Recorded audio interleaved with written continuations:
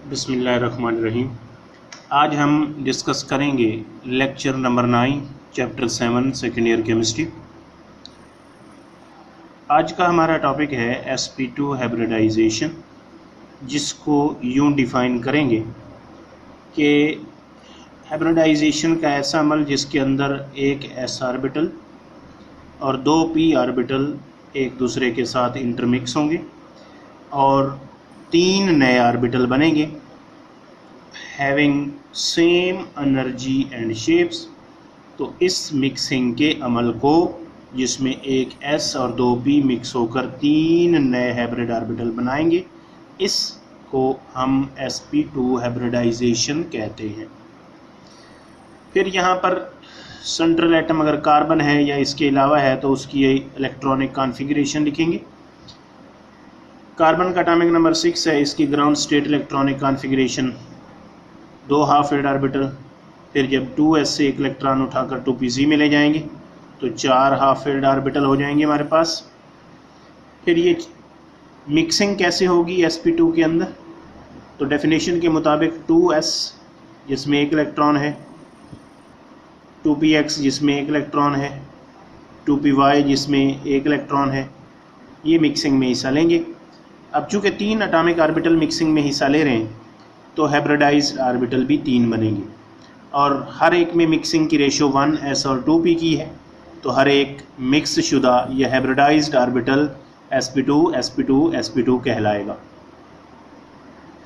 तो यहाँ हमारे पास जो 2pz ऑर्बिटल था उसने मिक्सिंग में हिस्सा नहीं लिया, और मिक्सिंग में हिस्सा ना लेने की वजह यह है कि जितने ऑर्बिटल मिक्सिंग में हिस्सा नहीं लेंगे उतने ऑर्बिटल बाद में जाकर पाई बॉन्ड बनाएंगे।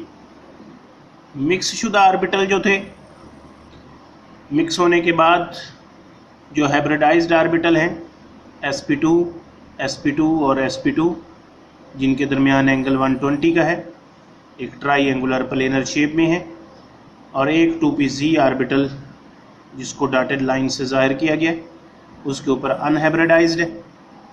तो ये है ओरिएंटेशन ऑफ ऑर्बिटल्स।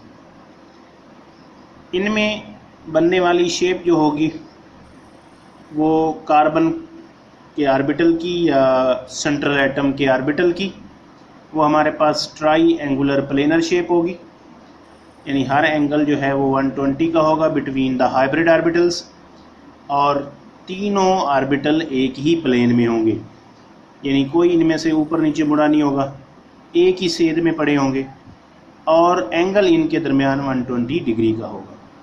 एस और पी करैक्टर की बात करें तो एस करैक्टर की परसेंटेज जो है 33.33% है और पी करैक्टर जो है वो 66.66%।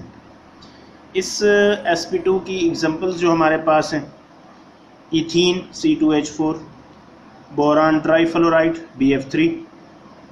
तो इसमें हम पहले इथीन का स्ट्रक्चर देखते हैं कि इस हाइब्रिडाइजेशन sp2 के मुताबिक उसको कैसे ड्रा करेंगे और उससे क्या क्या इंफॉर्मेशन हासिल करेंगे। तो उसमें हमारे पास फिर से सराउंडिंग एटम हाइड्रोजन है जिसकी इलेक्ट्रॉनिक कॉन्फ़िगरेशन 1s1 है। तो शेप यूँ ड्रा करेंगे कि एक कार्बन जिसके 3 हाइब्रिडाइज्ड sp2 120 के एंगल पर, और उसके ऊपर एक अनहाइब्रिडाइज्ड 2pz, उसमें भी एक इलेक्ट्रॉन, इनमें भी एक एक इलेक्ट्रॉन। इधर से दूसरा कार्बन राइट साइड पे जिसके 3 हाइब्रिडाइज्ड 120 एंगल पर ये वाले, और एक अनहाइब्रिडाइज्ड जिसका 2pz जो है वो ये वाला। अब इसमें कार्बन टू कार्बन एक सिग्मा बॉन्ड लीनियर ओवरलैपिंग से बनेगा और वो sp2 लीनियर ओवरलैप होगी। इस तरफ कार्बन और हाइड्रोजन के दरमियान 2 सिग्मा बॉन्ड और 2 ही राइट साइड पे हैं कार्बन और हाइड्रोजन के दरमियान, और उनकी टाइप ऑफ ओवरलैपिंग जो है वो sp2 वेनस है। और कार्बन कार्बन के दरमियान डबल बॉन्ड है, एक सिग्मा था जो sp2 लीनियर ओवरलैप से बना, और एक पाई बॉन्ड है जो 2pz और 2pz की पैरेलल ओवरलैप से बनेगा।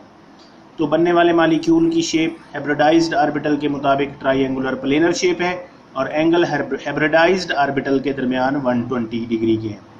तो 4 sigma bond between carbon hydrogen, ये हमारे पास sp2 1s ओवरलैपिंग से, और 1 सिग्मा बॉन्ड जो कार्बन कार्बन के दरमियान है वो sp2 लीनियर ओवरलैप से बनता है, और एक पाई बॉन्ड जो है वो कार्बन और कार्बन के दरमियान 2pz half filled atomic orbital की ओवरलैप से बनता है। तो यहाँ पर हमारे पास बनने वाली पिक्चर जो है उसमें carbon to carbon double bond में पहला सिग्मा जो sp2 लीनियर ओवरलैप से बना था, और दूसरा पाई जो 2pz पैरेलल ओवरलैप से बना था। तो लेफ्ट साइड पे कार्बन 2 हाइड्रोजन के साथ, तो कार्बन का sp2 और हाइड्रोजन का 1s ओवरलैप कर रहे हैं, और राइट साइड पे भी एक कार्बन 2 हाइड्रोजन के साथ sp2 जो है वो 1s के साथ ओवरलैप करके, तो ये हमारे पास स्ट्रक्चर ऑफ ईथीन है।